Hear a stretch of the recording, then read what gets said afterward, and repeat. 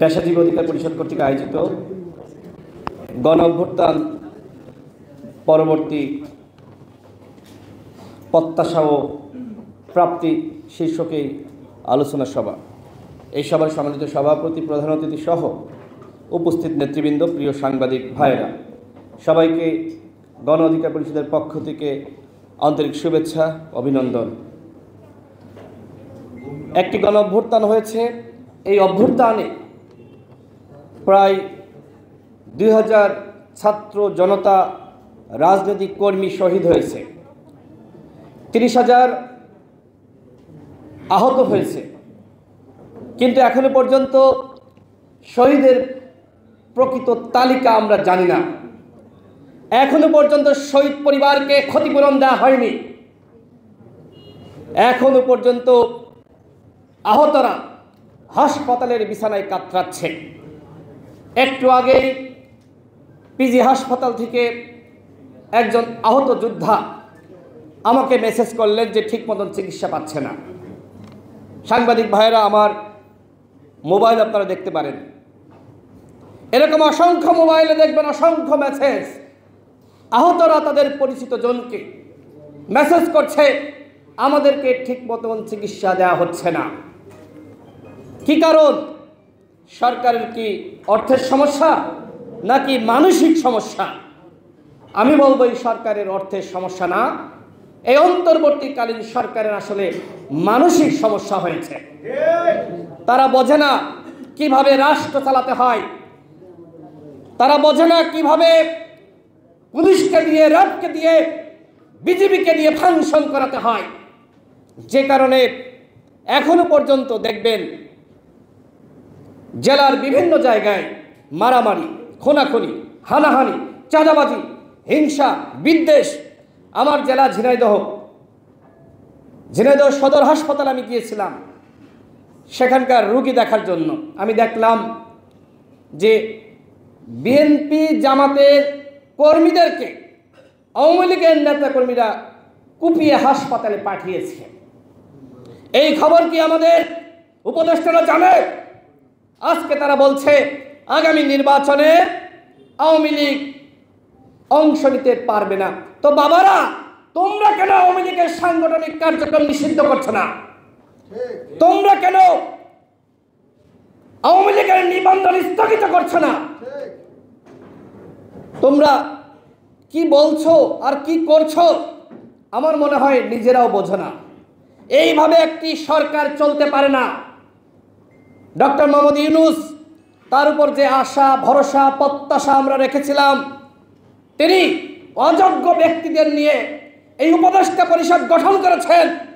যে কারণে সেই আশা, ভরসার আমাদের যে প্রত্যাশা, সেটির আসলে আমরা কোনো কিছু পাচ্ছি না। আমাদের আশা ভরসা নিশ্চিত হয়নি, আমাদের প্রত্যাশা নিশ্চিত হয়নি। এই যে উপদেষ্টা পরিষদ আপনারা দেখেছেন, মাজা ভাঙ্গে একটি উপদেষ্টা পরিষদ, কমর ভাঙ্গে একটি উপদেষ্টা পরিষদ। এক একজন সরকারে বসে এক এক ধরনের রাজনৈতিক বক্তব্য দেয়। আপনারা যদি রাজনৈতিক দল গঠন করতে চান তাহলে পদত্যাগ করেন। আর যদি দল গঠন করার এত খায়েশ থাকে তাহলে কেন উপদেষ্টা হলেন? কেন? কি কারণ? এর জবাব কি আপনাদের দিতে হবে না? অন্তর্বর্তীকালীন সরকার একটি নিরপেক্ষ সরকার। এই সরকারের কোন উপদেষ্টা যদি কোন দল গঠনের সাথে জড়িত হয় তাকে আগে পদত্যাগ করতে হবে। ক্ষমতার চেয়ারে বসে দল গঠন করা যায় না, যাবে না, সেটি এদেশের জনগণ মানবে না। ডক্টর মোহাম্মদ ইউনূস 2007 সালে নাগরিক শক্তি নামক একটি দল গঠন করেছিলেন। কয়েক মাসের মাথায় তিনি আবার সেটির সমাপ্তি টেনেছিলেন। দল গঠন যে এত সহজ না, সেইটা কিন্তু আমাদের প্রধান উপদেষ্টা জানে। এখন আবার জনগণ মনে করছে যে সেই সময় যেহেতু তিনি ব্যর্থ হয়েছেন, এখন হয়তো নতুনভাবে তিনি দল গঠনের জন্য পিছন থেকে ইন্ধন যোগাচ্ছেন। আমরা এটি বিশ্বাস করি না, কিন্তু এটি অনেকে বলছে। আমি মাননীয় প্রধান উপদেষ্টাকে বলবো, আপনার অবস্থান ক্লিয়ার করেন। এই যে দল গঠনের আলাপ আলোচনা চলছে, আপনি এই দল গঠনের সাথে জড়িত আছেন কিনা, আপনার কোনো ইন্ধন আছে কিনা, আপনার কোনো সহযোগিতা আছে কিনা, সেটি আপনাকে ক্লিয়ার করতে হবে। এই অভ্যুত্থানের নায়ক কারা, মালিক কারা? আমাদের সভাপতি নুরুল হক নূর, আপনারা দেখেছেন যে তিনি এই অভ্যুত্থানের সময় বলেছিলেন এই সরকারের 90% পতন হয়ে গেছে, তোমরা 10% ধাক্কা দাও। আমাদের 11 জন শহীদ হয়েছে, আমাদের অসংখ্য সহযোদ্ধা গুলিবিদ্ধ হয়েছে, আমাদের অসংখ্য সহযোদ্ধা তারা ক্ষতির শিকার হয়েছে, নির্যাতন নিপীড়নের শিকার হয়েছে, গ্রেপ্তার হয়েছিলেন। আজকে আমরা দেখলাম যে একটি উপদেষ্টা পরিষদ গঠিত হয়েছে। সেই উপদেষ্টা পরিষদ হলো একটি একপাক্ষিক উপদেষ্টা পরিষদ। আমরা এই সময় বলেছিলাম জাতীয় সরকার গঠন করেন। এমনকি যখন প্রধান উপদেষ্টা প্রথম সংলাপ ডাকলেন, সেই সংলাপে আমাদের সভাপতি নুরুল হক নূর এবং আমি উপস্থিত হয়েছিলাম। আমাদের দলের পক্ষ থেকে আমাদের সভাপতি বলেছিলেন, জাতীয় সরকার যদি গঠন করা না হয় তাহলে আপনারা দেশ চালাতে পারবেন না। এখন উপদেষ্টা নাহিদ ইসলাম তিনি কি বলছেন? তিনি বলছেন যে আমরা জাতীয় সরকার গঠন করতে চেয়েছিলাম, কিন্তু বিএনপির কারণে পায় নাই। বিএনপি যে জাতীয় সরকারে যেতে চায় না।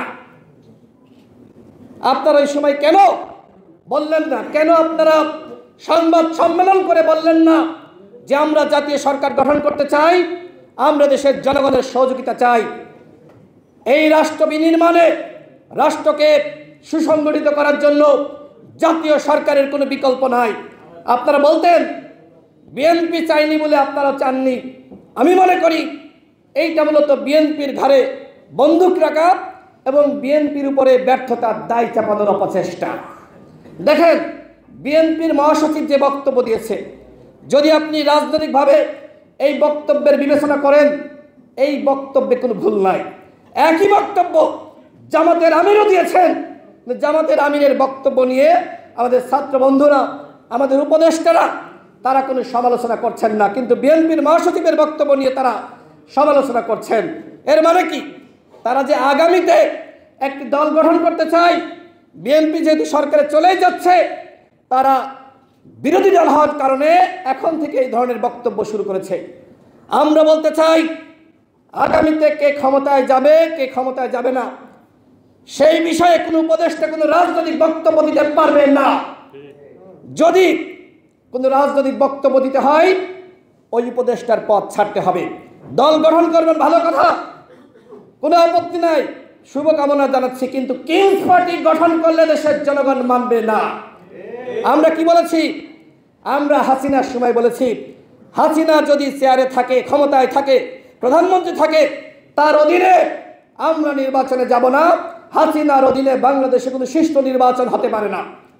হতে পারে বন্ধুগণ? হাসিনার অধীনে কোনো সুষ্ঠু নির্বাচন হতে পারে না, এই কথা আমরা বারবার বলেছি। আমরা সেই নির্বাচন বর্জন করেছি। এখন যদি কোনো কোনো উপদেষ্টার সহযোগিতায় দল গঠিত হয় এবং সেই দলের প্রতি উপদেষ্টাদের আশীর্বাদ থাকে, তাহলে আগামীতে যে নির্বাচন হবে, সেই নির্বাচন কি ফেয়ার হতে পারে? সেই নির্বাচন ফেয়ার হবে না। এই উপদেষ্টা পরিষদকে বলবো, নিরপেক্ষভাবে আপনারা রাষ্ট্র পরিচালনা করেন। আপনাদের নিরপেক্ষতার যথেষ্ট ঘাটতি রয়েছে।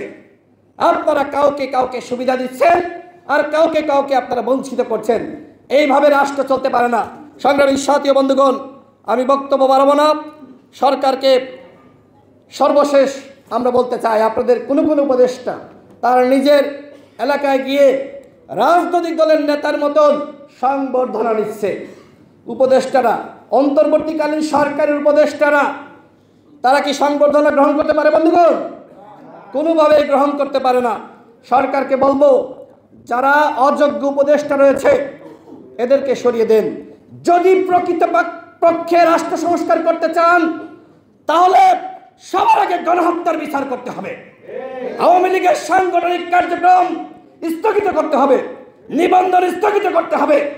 আওয়ামী লীগের পান্ডাদেরকে ওয়ার্ড পর্যায় থেকে উপজেলা পর্যায় থেকে গ্রেফতার করতে হবে, জেলা পর্যায় থেকে গ্রেফতার করতে হবে। আমরা দেখছি যে পতিত স্বৈরাচার সরকারের সাবেক স্বরাষ্ট্রমন্ত্রী তিনি ইন্ডিয়ান গণমাধ্যমে বক্তব্য দিচ্ছে। আমি ইন্ডিয়াকে বলবো, ওরা স্বৈরাচার, ওরা গণহত্যাকারী, আপনারা কিভাবে ওদেরকে আশ্রয় দিচ্ছেন, কিভাবে ওদের বক্তব্য প্রকাশ করছেন? আপনারা জনগণের সাথে, বাংলাদেশের জনগণের সাথে কিন্তু বেইমানি করছেন। আমরা বাংলাদেশের জনগণ ইন্ডিয়ার আধিপত্য মেনে নেয়নি। ইন্ডিয়াকে বলবো, বাংলাদেশের জনগণের সাথে বন্ধুত্ব এবং মর্যাদার সম্পর্ক তৈরি করুন। ফাজলামির সম্পর্ক, হাসিনার মতন স্বামী স্ত্রীর সম্পর্ক আমরা মানতে পারি না। আমরা ইন্ডিয়ার সাথে অবশ্যই সম্পর্ক চাই, তবে সেই সম্পর্ক হতে হবে ন্যায্যতার, সেই সম্পর্ক হতে হবে দেওয়া নেওয়ার। একপাক্ষিক কোনো সম্পর্ক ইন্ডিয়ার সাথে থাকবে না। আমরা ইন্ডিয়ার সাথে সম্পর্ক চাই সেই ধরনের যে সম্পর্ক রয়েছে চীনের সাথে, আমেরিকার সাথে, পৃথিবীর অন্যান্য রাষ্ট্রের সাথে যে সম্পর্ক থাকবে, ইন্ডিয়ার সাথে আমাদের সেই একই সম্পর্ক থাকবে। আমরা যুদ্ধ চাই না, কিন্তু আপনি যদি আমাদের কাছ থেকে সবসময় নিয়েই যান আর কিছু না দেন, ওই হাসিনা যেটি বলেছিল যে ইন্ডিয়াকে যা দিয়েছি ইন্ডিয়া জীবন মনে রাখবে, আমরা ভাই এই সম্পর্ক চাই না। সংগ্রামী সাথী বন্ধুগণ, আজকে পেশাজীবী অধিকার পরিষদ যে প্রোগ্রাম আয়োজন করেছে, আমাদের প্রত্যাশা অনেক ছিল, আমাদের সেই প্রত্যাশা পূরণ হয়নি, কোনো প্রাপ্তি হয়নি। সরকার পদে পদে ব্যর্থ হয়েছে। একজন ব্যর্থ উপদেষ্টা, স্বরাষ্ট্র উপদেষ্টাকে নিয়োগ দিয়েছে, যিনি বাংলাদেশের আইন শৃঙ্খলা পরিস্থিতি মোটেও নিয়ন্ত্রণ করতে পারছে না। দেখবেন এলাকায় যান, খোঁজ নেন যে কী ধরনের বিশৃঙ্খলা চলছে। পুলিশের কথা কেউ শুনতে চায় না, দেখবেন র্যাবের কথা কেউ শুনতে চায় না।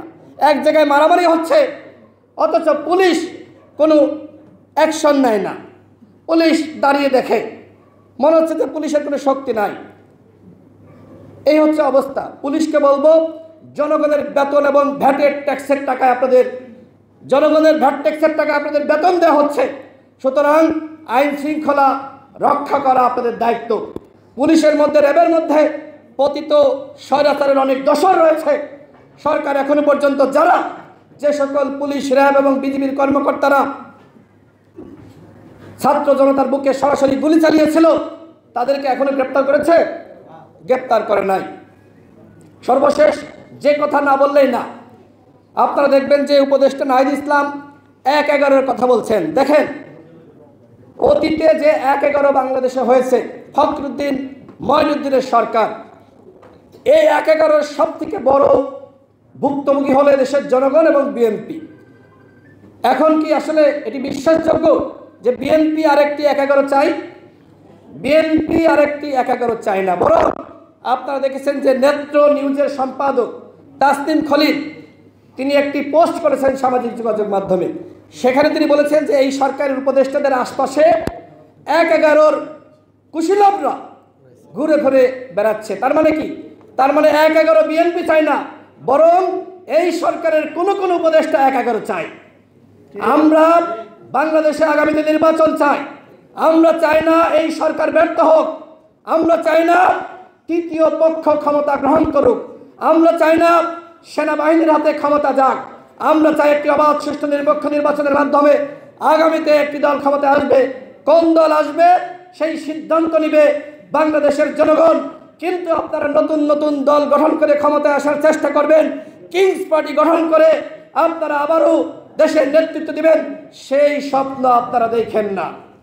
আপনারা সফল হন, আমরা আপনাদেরকে সহযোগিতা করব। আপনারা ব্যর্থ হলে বাংলাদেশের জনগণ ব্যর্থ হবে।